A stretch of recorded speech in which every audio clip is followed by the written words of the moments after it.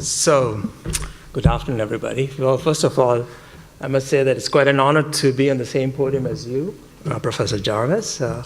You have been quite a visionary in this field, and I've read many of your publications. The reason I bring this up is because of many of the publications that you have written. There's one paper that vividly comes to mind. This was a paper that you published in the 90s in the British Medical Journal, where I quote, you had a statement which said that it is time to provide more options that deliver nicotine from an alternative and less harmful source. So that was a very forward-looking statement, and it has taken probably about 3 decades, and we are getting closer to responding to your call to action. So anyway, so I hope that we can continue to have this dialogue. Those of you who probably don't know me, my name is Mohamadi, and I'm from Altria. Hopefully, many of you know about Altria, but let me just give you a little bit of a recap. Altria is the leader in the U.S. In the tobacco industry space. And we have a number of operating companies, including Philip Morris USA, which, by the way, is going to be marketing IQOS in the U.S. once we receive FDA authorization. We also have other tobacco operating companies which make cigars, for example, which is John Middleton and Nat Sherman. We also include in our portfolio U.S. Smokeless Tobacco Company, which makes smokeless tobacco products, and in fact, we are the market leaders in that space. And last but not least, we also have Newmark, which is actually an Altria innovation company which focuses on e-vapor products for smokers and e-vapor users. So before I get started, I think I would like to hear from the audience a response by raise your hand. How many people in this room think that products like e-vapor and heat-not-burn products are going to revolutionize the tobacco product landscape? Right? So almost everybody thinks that. But wait, there's more to come. Today, I want to focus your attention to an often overlooked category, which is oral innovative tobacco products. To me, this is almost like the dark horse that's looming in the shadows of these giants, and hopefully that this category is going to offer yet another option that will deliver nicotine in a less harmful, satisfying way. So I'm going to talk about the oral products today. So this kind of just lays out the outline of my talk. I'm going to start with describing the problem as it exists today and the current situation. And then I'm going to talk about a potential solution to that problem, which deals with the oral innovative tobacco products. And I'm going to go over very briefly the framework that we use to assess the science, very much akin to what Chris and others have presented. And then I'm going to share some of the evidence that we have gathered over time and end my talk with some concluding remarks. So I think one thing that we can all agree in this room that cigarette smoking is a significant public health problem. I think we would all, it behoves us that, we just to acknowledge the fact that, cigarette smoking causes the major diseases like, lung cancer, COPD, cardiovascular disease.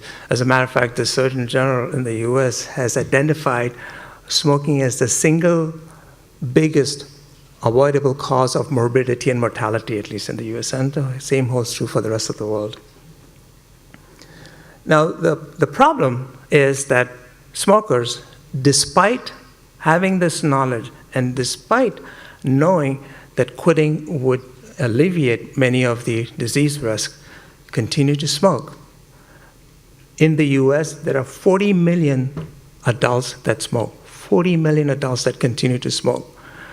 Now, clearly, many of them are interested in alternative products, and if we can move them from combustible to non-combustible products, that would be a good thing. And you can see that there is some directional shift taking place where smokers are moving to non-combustible products. But those of the smokers who are just unable or unwilling to quit, we have to give them alternatives. We have to give them options. And this notion of a continuum of risk has been slowly gaining acceptance in the public health community. And for years we have been advocating that FDA regulate the products in the US along this risk continuum. So in July last year, when FDA came out with this announcement, that was the best piece of news that we could hear in the industry. It was the acceptance of this continuum of risk. I want to draw your attention to a quote from Commissioner Gottlieb, and I'll read the first sentence, which says, "We must recognize the potential for innovation to lead to less harmful products, which under FDA's oversight could be part of a solution." And I want to draw your attention to the term solution. I think we are all seeking a solution. And the interesting thing is that we have reached a nexus where even smokers are looking for the solution.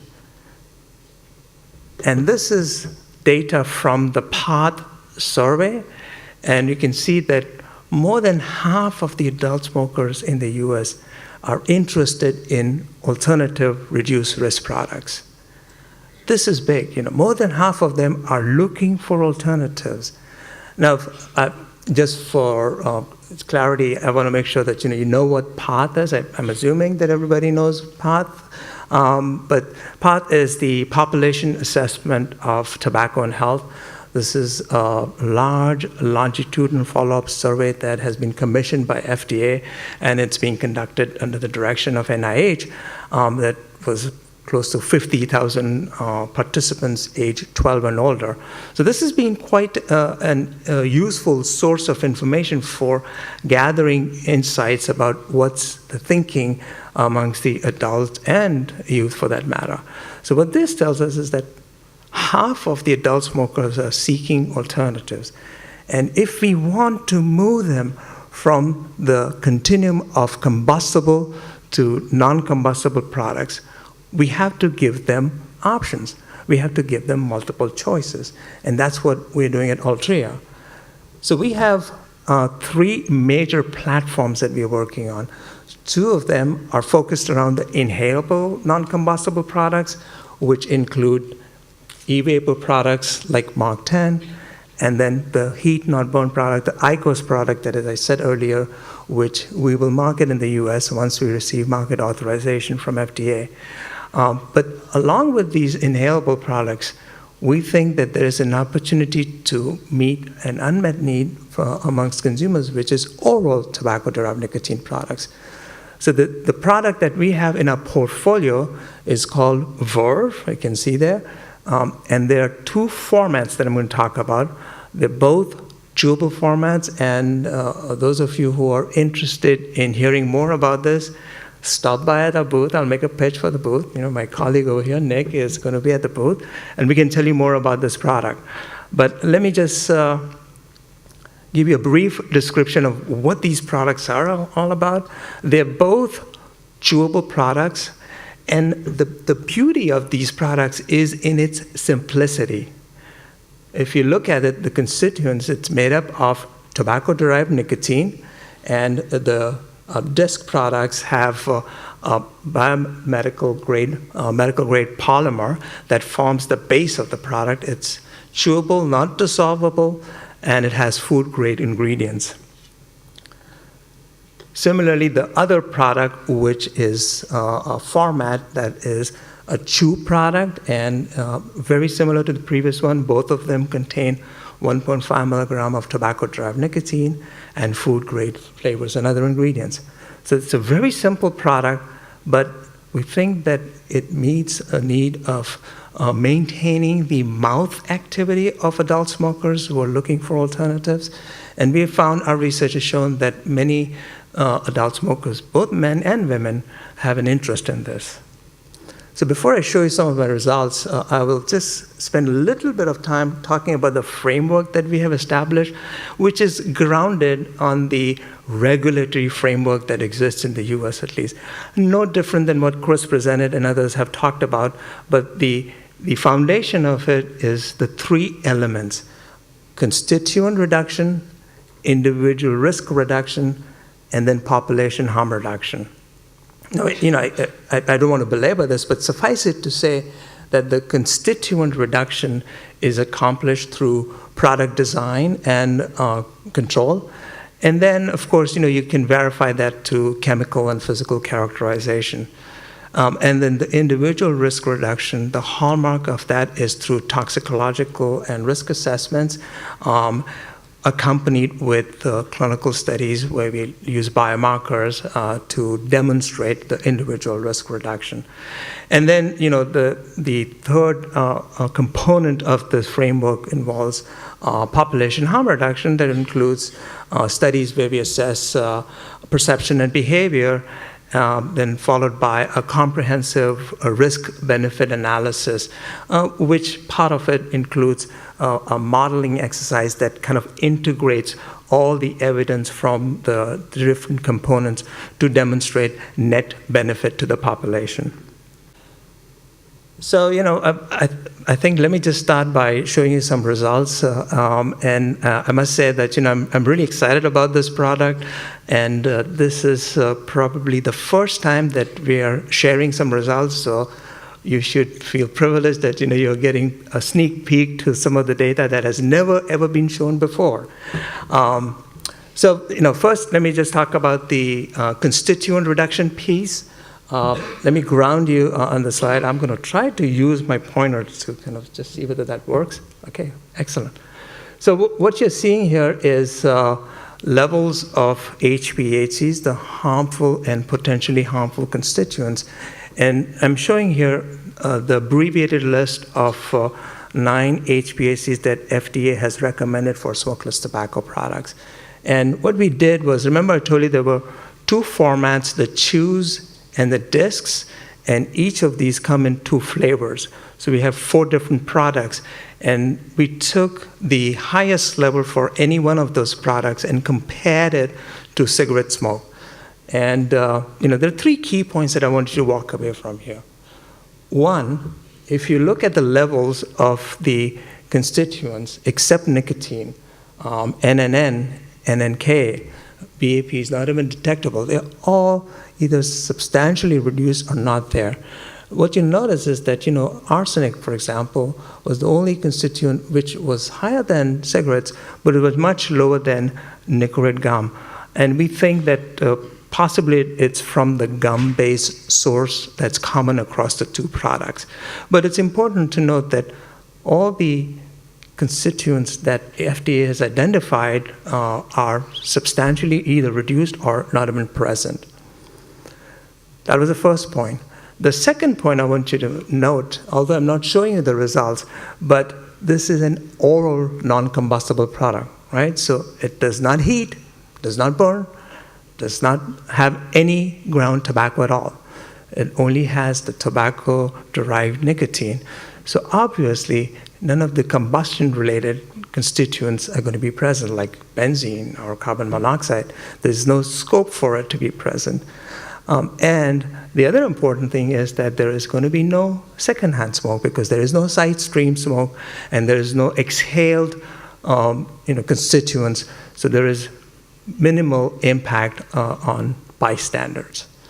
And the third key point, which is, so what does this mean? What's the relevance of this? I know Chris said that the dose-response relationship has yet to be established, but I think we can certainly see here that if you reduce the constituent levels to such large extents, and if this is an oral product where you have no other sources of the constituents, you should expect significant reductions in disease risk.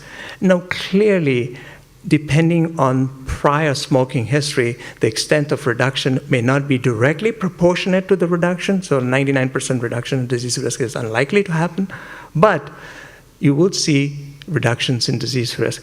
Besides, if FDA has identified these as harmful and potentially harmful constituents, clearly FDA believes that these things are bad. In fact, FDA in its guidance document has linked many of these constituents to serious diseases, including cancer and COPD and CVD. So reduction of these constituents certainly would lead to reductions in disease risk. So after that, we set out to investigate the product use behavior. And let me just walk you and ground you on the slide. What we are showing here is data from 2 studies. The first study was done in adult smokers not planning to quit. Okay, these were adult smokers who were not planning to quit. That's the first panel here. And on the y-axis, you're looking at average cigarettes per day, and the x-axis is the time scale. So in the first study, we recruited adult smokers not planning to quit, and this was not a switching study. We gave them the opportunity to use Verve. We gave them all this data as an aggregate of all 4 products. So they got an opportunity to use Verve. The second panel is a study in close to 400 adult smokers. And in this case, they were given the opportunity to use over a 12-week period. The first study is over a 6-week period. And in this slide, I also have 3 key points I want you to walk away from. First, if you look at the distribution, you'll see that most of the adult smokers expressed an interest, adopted the product. Many reduced their cigarette consumption by 50% or more, and some actually quit.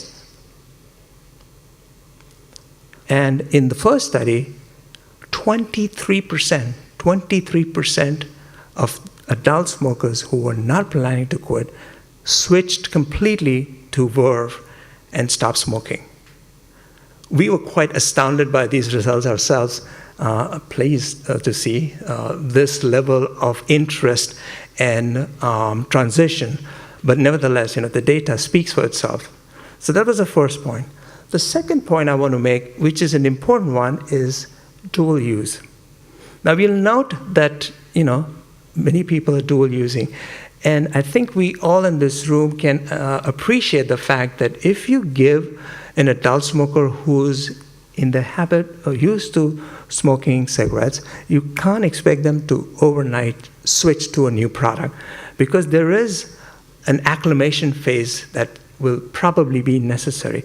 Now, it may be different for different individuals, but over time, I think that that transition, if the product fits their lifestyle, if they see the benefit of using the product, they will eventually switch. And the data shows us. So in our studies, in both the studies, you see that, in the first study, with the first week itself, a lot of them actually reduced their cigarettes substantially. The top panel, you can see that there's a 50% or more reduction in the bottom panel as well.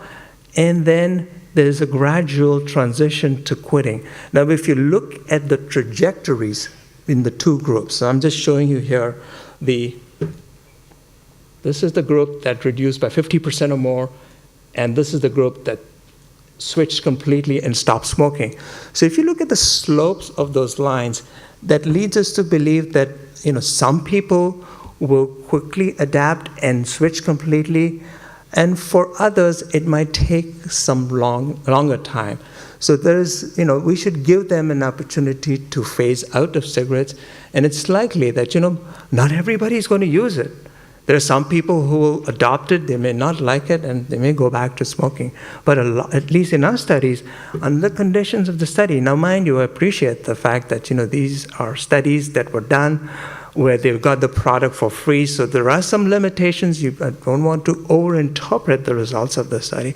But nevertheless, given the conditions of the study, you see that a lot of them are interested, and they gradually switch out into completely switching from cigarettes to Verve. That was my second point. And the third point, of course, is what does this all mean? What's the relevance of this? And then I go back to what we were talking about earlier, that at least in the folks that switch completely. Now, this is not a product that is indicated for smoking cessation, but if you stop smoking, there should be a benefit to the individual, right?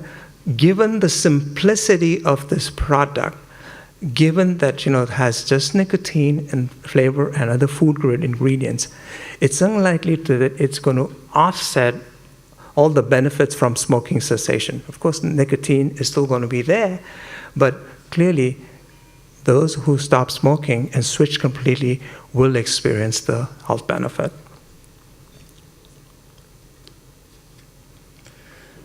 So, we are in the process of gathering all the evidence that we think is going to be essential to take it through the regulatory pathway.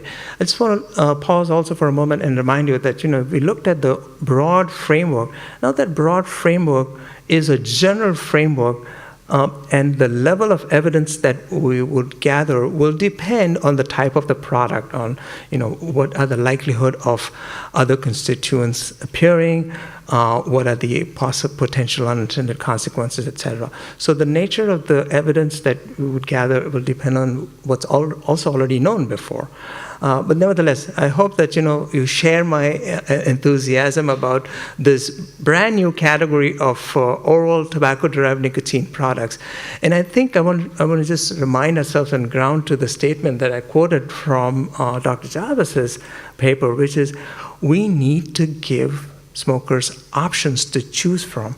And the more options that people will have, the more likely that we will be successful in moving consumers from combustible products to non-combustible products. There was a question on recidivism.